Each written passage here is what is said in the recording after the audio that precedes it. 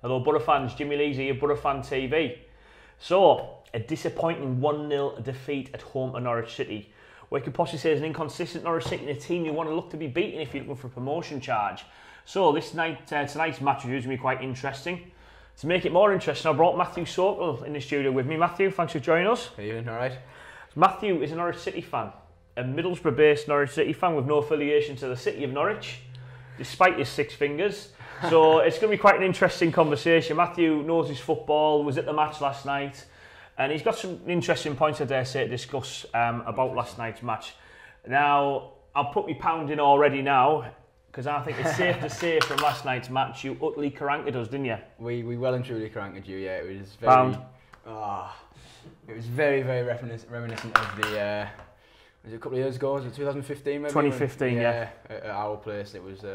It wasn't a very nice evening, and I guess likewise for you last night. It was very crank-rest, yeah. Yeah, it was. It's as a Middlesbrough fan last night, it was utterly frustrating. Don't get me wrong, we've seen a lot of teams come to us and park the bus. Yeah. But eventually I'd say, especially under our former manager, and even under Gary Monk this year, we've always found a way of getting a goal or two, but we struggled to create something last night.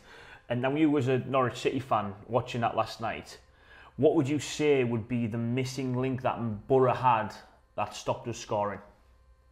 It might sound a bit of cliche, but an end product. Assombalonga was poor, I thought, but there was no real creativity from midfield, I don't think. It was... Howson was okay, I have to say that as a... You would say that, wouldn't you? Yeah, you would say that. Howson was okay, and I appreciated his applauding of the Norwich fans at the end. But Clayton didn't do much, Baker didn't really do much for me, and a few of them creative players sort of dropping too deep. Yeah. So, I don't know, you just lacked a bit of bite, really. Yeah, I think there was a lot wrong with last night. I mean, anyone who's watched our fan interviews noticed I was quite heavily critical of Adam Clayton and his positioning last night. Yeah. Now, there's two sides to that argument, Matthew.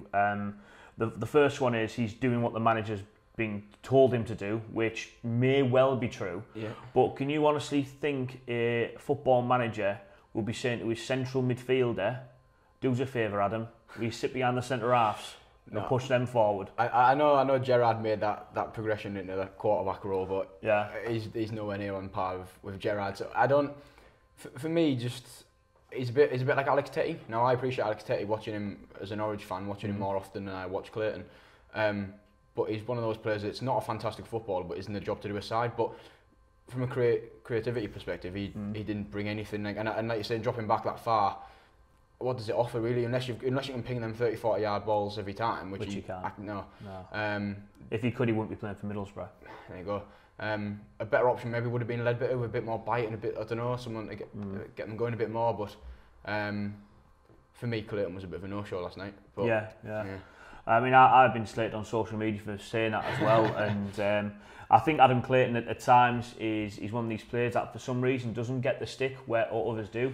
Coming out that match last night, Johnny Howson was getting stick, and I thought he was one of the best players on the pitch for Middlesbrough in particular. I know BCT didn't give a man the match last night, and rightly so. Who did they give him the match? No, they didn't. Oh, they didn't give one. No one got one. Right, okay. Because it wasn't exactly a standout performance. He was fantastic last night. Lewis Baker had to drop deep because the rest of the midfield was dropping deep. Yeah. So when we were getting in positions to cross that ball, there was one player in the box. Hence, though, I'm saying about a lack of creativity and a lack of bite. It was just you got Assombalonga, isolated on his own, up against Zimmerman and Closer, a pretty tall, no nonsense defenders. Yala and Gibson-esque they were last night. Yeah, they were. I was watching that with a bit of like nostalgia. There was a bit of reminiscence there. So all the good old days. Yeah. Just seeing Suey and Friend a full back as well. Dimian Goal. Better times. Who was the manager then? I did. Some Spanish lad. Yeah. No, it was very Spanish manager-esque. And, I just think in terms of just coming back to Clayton, like it might be a bit too harsh, but what does he bring to the team? Do you know what I mean? And I don't watch him every week like you guys do. Yeah. So it's not totally fair for me to comment. But as someone that's watched Boro a little bit, when it's been on TV and that kind of thing, I do sort of have to question what is his real reasoning for being in the starting 11? Is it just to break up the play? But surely Ledbetter could do that, and Ledbetter got a better pass. I don't know. Yeah. It's a good question, and it's nice to hear that from a neutral who doesn't watch him week in, week out. Now, I've been a fan of Adam Clayton in his career at Middlesbrough, and there's no doubt in his commitment to the cause, and he gets Middlesbrough Football Club, he really does. But there's times, what do you need him for? Now, if I'm chasing a game where someone's got 11 men behind the ball, which you guys, you got your goal, and we've got something to protect here. Yeah. I wouldn't say you park the bus, but you're tackling, you set yourself out, okay, we just won't concede, and we didn't really look like scoring apart from Sombalonga's free header. Yeah. Why do you then need a sweeper centre midfielder? You don't need it. No. So is it Adam Clayton's fault or is it Gary Monk's fault? It's the reason we didn't lose the game was not because of Dale Fry not shepherding that ball out and clearing it and putting it in the stands. That's not the reason we lost the game. That's probably the main reason we conceded the goal. Yeah. The main reason we lost the game, as you said, it was a lack of attacking emphasis in regards to creating chances for our centre forwards and working your keeper. Young Gunn did not have to dive to make a save last night. No, I think, and one of those shots that he almost had to dive for was that Clayton one, which was just lacking any form of. Yeah. It was a bit wet and a bit. Yeah. But and that's a case in point there. Is it the player or is it the manager? Well, I think the responsibility is a little bit on both. It is, yeah. Because for me, Monk, in that instance, you would take off your holding player maybe, or Howson. They both played a similar sort of position, and bring someone on.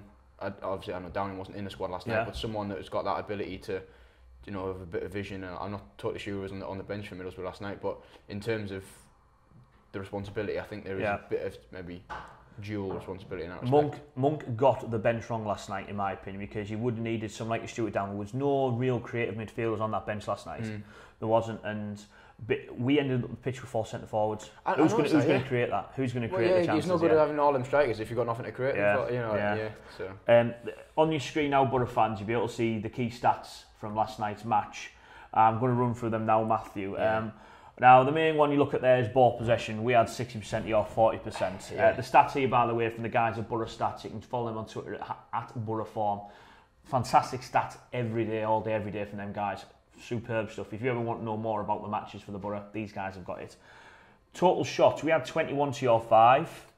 Yeah. But on target, you had 2 on target. One was a goal and a fantastic goal, and you've won Dan Randolph with a fantastic save. Jerome, yeah. Great save, that. Fantastic save, and Dan Randolph will pull them out every match for us, to be fair. Shots off target, we had 80 or 2. Now, this is a very, very good one, which I think it showed how good your centre-halves were last night. We had 8 shots that were blocked. It's actually since, from Norwich perspective, it's since we brought Tim Closer was injured at the start of the season. We brought him in, paired him up with Zimmerman, and thankfully got rid of Russell Martin and with any defensive connection. And and these are lads that will throw themselves in front of the ball, big, like I say, no nonsense, 6 foot plus defenders who just love defending. And that speaks volumes really of the commitment to the cause that the lads would, get out to block shots. And that was shown last night. I was watching them centre halves and thinking, good luck beating them. You're not going to beat them, really. They're proper. I am all for having a ball playing defender and a defending defender, as it were. An old school defender. But those two are old school. You win your headers. You're strong. You're physical. You slide and get in front of challenges. And I think that's what we needed last night. A bit of steel. And that's kind of what you were lacking going forward. Equally. Yeah, I mean, we look at the stat. We had 6% of the ball, but then you go into the passes stats. And we had 530 to your 369, 454 accurate passes to your 266. Now, pass accuracy was 86%. It's good. It's not bad at all. It's very good. But, as you mentioned, there was a lot of sideways passes. Yes. Not much emphasis in regard to going forward and try and create something. Now, when we last played at home, we played QPR. Yes. And we were struggling in the first half. And we made a change at half-time. Yep. We played a 2 hold midfielders. We brought Adam Clayton off and went for a centre-forward. And we absolutely blew QPR apart. Yeah. Controlled the game. Okay, there was one silly mistake with a goal between Ben Gibson and Dan Randolph, but we could have a 5-6 that game. We finished at 3-2. Now, I look at the manager again there, and a lot of people are questioning Gary Monk after last night's match. Right. I think there was a lot of mistakes in the manager, wasn't there? And I would say, okay, I said Adam Clayton was the main reason for the defeat. I think it probably weighs more slightly on Gary Monk, but then if Adam Clayton is told to do that job, then you have to take him off. because he's not going to go and do the extra thing, because he's never shown. Adam Clayton's played for Mills for 3.5 years now and scored 1 goal in 100 plus appearances or something. Yeah, and that was a hugely deflected goal against his former team at Huddersfield Town. So he's not going to create that chance. He's not going to score that goal. So instead of putting him in that situation, bring him off and make that change. Well, yeah, because then Clayton gets the abuse in instances like this. Yeah. And actually the manager's responsibility to change the game or try and impact the game through substitutions. So, and that goes back to what you're saying about the bench being wrong. Okay, if your starting 11's maybe not totally correct, then you make the changes from the bench. But if you haven't got the changes on your bench to make, then you've got it wrong completely, haven't you? So. Yeah, it's a lot of focus on Twitter last night. There was a lot of negative and a lot of stuff I didn't agree with, but you always get that with football opinions. But there's one thing, Paul Ford, he mentioned to me, we were talking on Twitter, actually the early hours this morning, we sign players to fit a system, and that system's 4-3-3. Right. We tried 4-3-3 early doors, and we looked really poor. So now maybe, when you look at Middlesbrough in regards to how we're set up, is it square pegs round hole type of situation maybe? It's interesting because what you mentioned about actually bringing on 4 forwards. Yeah. Wasn't there? It was Bamford. It was Braithwaite, Bamford, Assombalonga and Fletcher all on at the same time. Now, I know at that point of the game you're just throwing men into the box and trying to get something, but there did seem to be overall from Middlesbrough last night in part of the game a lack of clear identity where shape's concerned. No, there wasn't. No, we were all over the place. Now Troy always stayed out wide and he was threatening, but his delivery was, as I hear from a lot of Middlesbrough fans, very iffy. And well, I'll be honest with you, it's one of the best nights he's had in regards to crossing the box. Yeah, because it didn't go on the roof of the net. Oh, right, okay. Which is what we were used to last season. Helps. It's I'll be honest with you, one of Traore's better games last night. Really? Yeah. Because I sent a few of the guys. He reminds me of Redmond when we took Nathan Redmond on. We got him young from Birmingham, and he could beat a man, and he was tricky, but his delivery let him down. And I thought last night, but I thought it was one of his good games. And but no, it's going back to the shape. I think it's in terms of the players. I don't know if it's a case of the players not knowing where to play tactically, or if Monk doesn't know his best shape or his best starting 11 possibly. Yeah. Because why wasn't Downing there? Do you know what I mean? He was playing earlier in the season, was he not? Well, Downing didn't start the season in favour. His first start was at Bolton Wanderers away, and he found himself in the team for that. Downing's forced himself into the squad. Monk didn't want him. Monk didn't want Stuart Downing. Right, okay.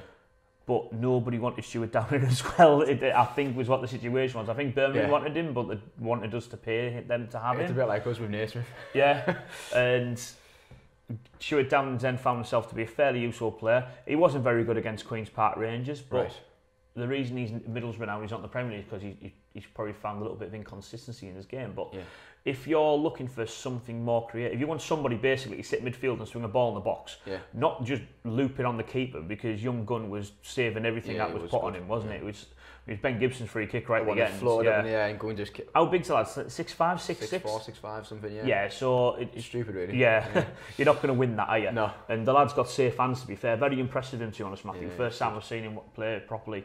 But yeah, you'd want to Stuart Downing and whip that ball in the box. Yeah. Put him under pressure, get the defenders tracking back and going towards their own goal, but not float up in the air. Yeah, it doesn't help anyone. So there was a lot went wrong on that. Now, I thought round about 50, 60 minutes last night that I thought, we're not scoring here. Now you text me, didn't you? Yeah. Now you, as an away fan, sat in that away stand, knowing that you're going to be under pressure for the rest of that game, were you quite confident that you were going to keep us out? No, because I've been a Norwich fan. I'm only young, but been a Norwich fan for too long to know that Norwich never make it easy. But there was. I was kind of in half. Because we I think it was the last 4 league games we kept clean sheets. Yeah, 5 now. We're 5 now, but 4 before that. Yeah. So like part of me was saying, we can do this. We can keep them out, because it was one of them nights where I think I said to a couple of people, if he'd had another 10 attempts on goal, he still wouldn't have scored. It was just one of those games. Yeah. The other half of me was thinking, how much longer can we take this pressure? Because we scored early on. It was about 13th minute or something. Yeah, something like that. Yeah. And then you could see straight away we just dropped back. Yeah. And just dropped back and got deeper and deeper and deeper. And there's only so long I thought we could take that. But so to be honest, you got a corner in like added time, and I was saying to myself, even if the score here, I still wouldn't be too good. Because you'd have took it before, and I'd have taken a nil. I would have taken a Boro 0-0 draw, and it was nearly a ball draw, but it was a ball 1-0 win for you guys instead, wasn't it? Which was even better. But that's not make any let's not be too disillusioned. It was a pretty crap game. Well, yeah, if that's on Super Sunday, you're phoning up Sky, want your money back, aren't you? It's not great, but we went there with a game plan and executed it perfectly. Yeah. But to go back to your question, I'm not going to lie, I was nervous in the last 10 minutes. Yeah. Now I'll take myself back to the days. Boro's a quid, Matthew. Come on. Back in the days of Karanka. And I'll be honest, when we were in them situations as a Middlesbrough fan, I was pretty sure we were never going to concede. Right. But that's after probably a season or two at Karanka. Yeah, yeah. It's now you're early into the days of Mr. Farke, so you may well get that confidence as you go on. Well, 5 clean sheets in a row now in the league. Yeah, not bad going. And we had the international break. I think we got beat by 2 games in a row. We conceded 4 in a row, Villa and Millwall. Yeah. And we got the international break and brought it back together. So it was very reminiscent of a Karanka team. Of a Karanka team in the that year you went up especially. And like I say, just very, very almost a carbon copy of the game at Carrow Road that year. Yeah, I'd say so. I want to take you on to the goal. Yep. Now, via social media, young Dale Fry is getting a lot of stick in regards to it. Now, yes, Dale Fry 100% should be putting that into Rosehead. Yeah. But a player who impressed me a lot was young Maddison. James Maddison. Yeah, for you guys.